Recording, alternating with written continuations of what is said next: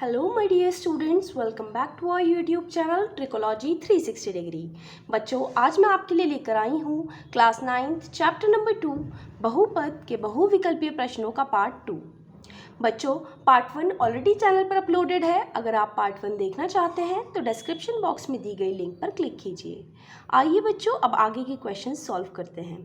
Question number 8, यदि x + 1 3x square plus 2x minus k का एक गुणनखंड है तो k का मान होगा। Option number A -1, option number B 1, option number C 0, option number D इनमें से कोई नहीं। तो बच्चों, इसमें पूछा गया है कि अगर x + 1 दिए गए बहुपद का एक गुणनखंड है तो हमें k का मान बताना है। अब अगर x + 1 इसका एक गुणनखंड है तो x = -1 इसका 0 होना चाहिए, यानी कि इसका एक शून्यक होना चाहिए।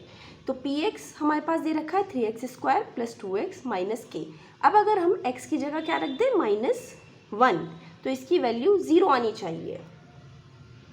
तो px की जगह हम क्या रख देंगे -1, तो 3 -1 का स्क्वायर प्लस 2 इंटू -1 - k, इसकी वैल्यू आनी चाहिए 0। -1 का स्क्वायर 1 ही हो जाएगा ये, तो ये आ गया 3 प्लस माइनस -2 - k = 0। तो ये क्या हो गया 1 - k = 0, सो k = 1। तो इसका आंसर क्या हो जाएगा बच्चों? Option number B 1। Question number 9, x + 3 का क्यूब के प्रसार में x² का गुणांक है। Option number A 1, option number B 9, option number C 18, option number D 27।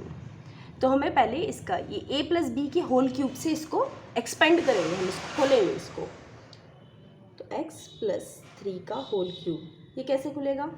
तो x³ + 3 का क्यूब प्लस 3ab, यानी कि x × 3 और फिर x + 3। तो x³ + 3 का क्यूब कितना हो जाएगा 27 प्लस 3 3 = 9, 9 × x 9x, और फिर 9x की मल्टीप्लाई हम इस x से करेंगे तो हो जाएगा 9x² प्लस, अब इस 9x की मल्टीप्लाई 3 से होगी तो 27x। अब बच्चों देखो क्या पूछा गया है, x² का गुणांक पूछा है इसमें। तो x² कहाँ है इसमें? ये रहा। तो x² का गुणांक क्या है 9। तो हमारे पास ऑप्शन नंबर बी करेक्ट हो जाएगा। क्वेश्चन नंबर 10, बहुपद 2x² + 7x - 4k शून्यकों में से एक है।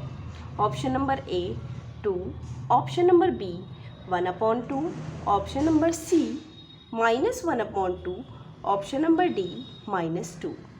तो बच्चों, हमें इसके शून्यक निकालने हैं और बताना है इनमें से कौन सा इसका शून्यक है। तो 2x² + 7x - 4 = 0। शून्यक कैसे निकालेंगे? इसको मिडिल टर्म को स्प्लिट करना होगा हमें। तो 2x², पहले तो देखो इसको 2 × -4 क्या आ जाएगा -8। अब -8 के ऐसे फैक्टर्स करने हैं कि ऐड या सब्ट्रैक्ट करके वो 7 आ जाए। तो क्या होंगे 8 और -1। 7x को हम लिख सकते हैं 8x - x -4 = 0। इन दोनों में क्या कॉमन है 2x, यहाँ पे क्या बचा x + 4, यहाँ क्या कॉमन है -1, यहाँ क्या बचा x + 4 = 0। तो ये हो जाएगा 2x - 1 और ये x + 4 = 0। अब अगर इसके हमें ज़ीरोज़ निकालने हो तो ये क्या हो जाएगा, एक 0 आ जाएगा इसका -1/2 और एक आ जाएगा x = -4। तो आंसर क्या होगा हमारे पास? अब देखो -4 तो यहाँ कहीं दे नहीं रखा, 1/2 है हमारे पास ऑप्शन में, तो इसका आंसर भी हो जाएगा ऑप्शन नंबर बी 1/2।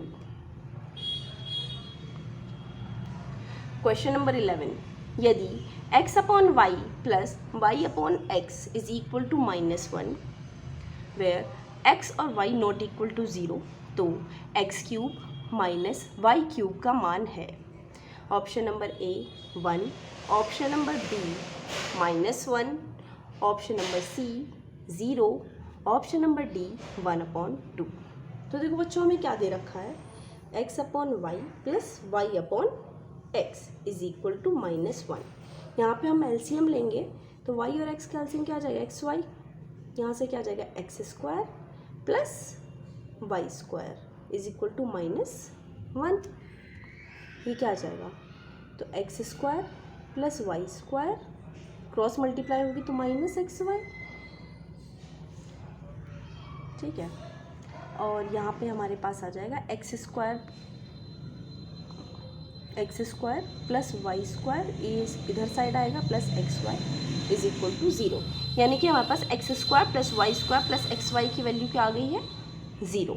हमें क्या निकालना है, x³ माइनस y³ का मान।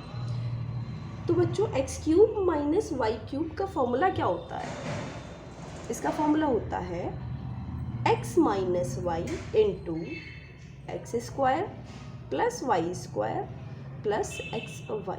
अब देखो बच्चों यहाँ से हमारे पास क्या आया था, इसकी वैल्यू क्या आई थी, 0। इसकी वैल्यू यहाँ डाल देंगे तो x माइनस वाई इंटू 0। अब किसी भी चीज़ की 0 से मल्टीप्लाई करने पर आंसर क्या आता है, 0। तो x³ माइनस y³ की वैल्यू क्या आ जाएगी, 0। तो इसमें ऑप्शन नंबर सी हमारा करेक्ट हो जाएगा। क्वेश्चन नंबर 12, निम्नलिखित में से कौन x प्लस वाई का whole cube minus x³ plus y³ का एक गुणनखंड है। Option number A x² plus y² plus 2xy, option number B x² plus y² minus xy, option number C xy² and option number D 3xy। देखो इसको solve करेंगे हम पहले। तो इसका फॉर्मूला क्या होता है, x³ plus y³ plus 3x² plus 3xy²। इससे खोल लिया हमने इसको। अब ये क्या है फिर, माइनस x³ प्लस y³। अब ब्रैकेट हटाएंगे तो माइनस लगा देंगे इसमें, is equal to x³ plus y³ plus 3x² plus 3xy² minus x³ and minus y³। अब देखिए प्लस का x³ माइनस का x³ कट गया, प्लस का y³ माइनस का y³ ये कट गया। अब ये बचा है, यहाँ पे देखो क्या कॉमन आ रहा है, 3xy यहाँ पे कॉमन है, यहाँ से क्या बचा x, यहाँ से बचा y। तब देखो इसका गुणनखंड क्या आ रहा है, 3xy, ये इसका एक फैक्टर आ रहा है। तो हमारा ऑप्शन आंसर क्या हो जाएगा, ऑप्शन नंबर डी 3xy। बच्चों आई होप आपको ये वीडियो पसंद आई होगी। अगर आप और वीडियोज़ ऐसी देखना चाहते हैं तो प्लीज़ हमारे चैनल को सब्सक्राइब कीजिए। Thank you.